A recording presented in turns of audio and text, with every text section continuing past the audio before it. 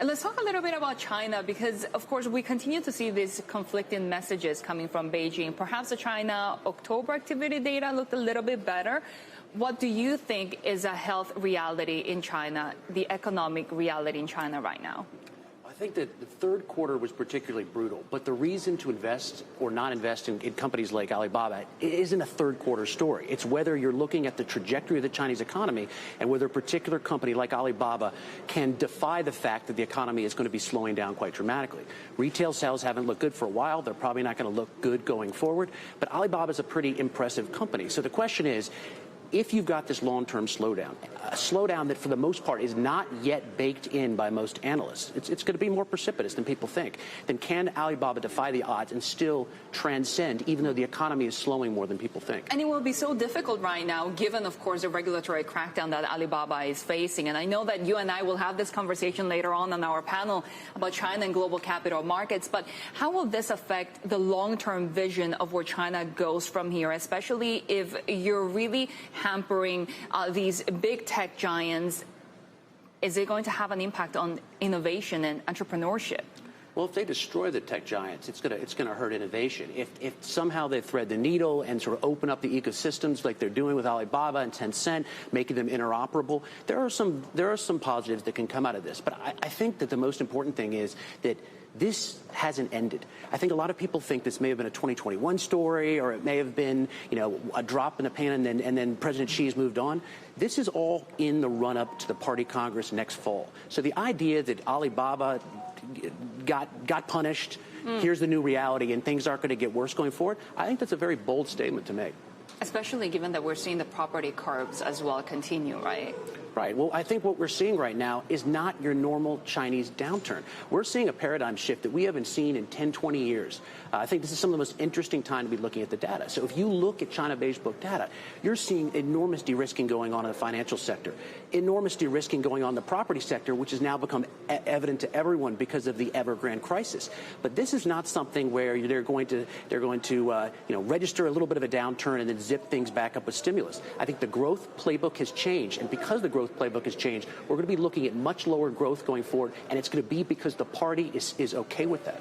Exactly. I was going to ask, how comfortable is Beijing with this? Because, of course, we know they could do so much more in the stimulus side of things. Well, this is what's frustrated Wall Street for the last 2 years. They saw COVID recovery. It was uneven. They said, okay, we're going to see a retail bounce back. It didn't happen. It was never going to happen in our data. But when it didn't happen, everyone was saying, oh, there'll just be stimulus. We're expecting a big stimulus because that's what they always do. There was no big stimulus. There's no broad policy easing. And the reason for that is the leadership has decided right now that there's only so much more road that they can push. And it's much more advantageous for them to get ahead of this, to slow things down, to work towards slower, healthier growth of the Chinese economy, rather than try to deal with the consequences of just keep pushing this model to its limits. Basically being a bit more serious about the deleveraging efforts that they've carried out for a number of years now, right? But what happens then to these, say, local governments? Because we know that there's so much hidden debt there. Well, this is a problem because when property is falling as a growth driver, what is the replacement growth driver? Under their breath, people say, oh, domestic consumption will somehow rise to keep it. Structurally, nothing is being done to empower consumption. Investment's falling, but consumption's not being empowered right now. You're not seeing. And you're not paying attention to the retail sales numbers that we. Well, you look at the retail sales. Retail has been weak. It continues to be weak. But structurally, what is the government doing to empower consumers right now that it wasn't before? It's not increasing their purchasing power by ramping up the value of the yuan. It's not transferring. Wait, the yuan is at a 6-year high. But it's within a little comfortable stability level, which they like. They're not transferring state assets to the household sector. So nothing big is being done.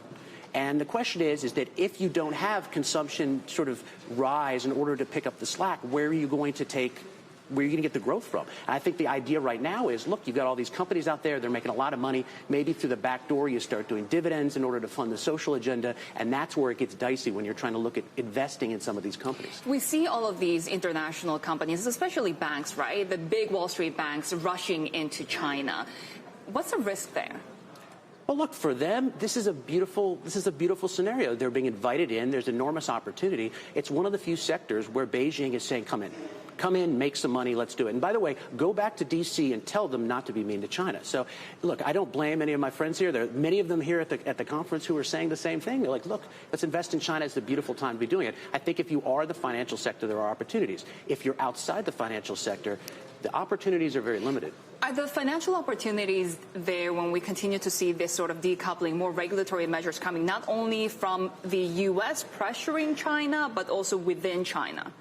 Sure, the pressures are everywhere. So in China, the Chinese model, if we look back, is that they want capital flows, but they also want expertise. And when they get the expertise and they figure it out themselves, then these firms are going to be pushed aside. So, if you go in, you have to go in with very open eyes. This is a very difficult market to operate in. The government would prefer domestic firms in any chance it has to put its hand on towards domestic firms. So you have to really watch it. The short-term gains are not worth doing long-term stupid things.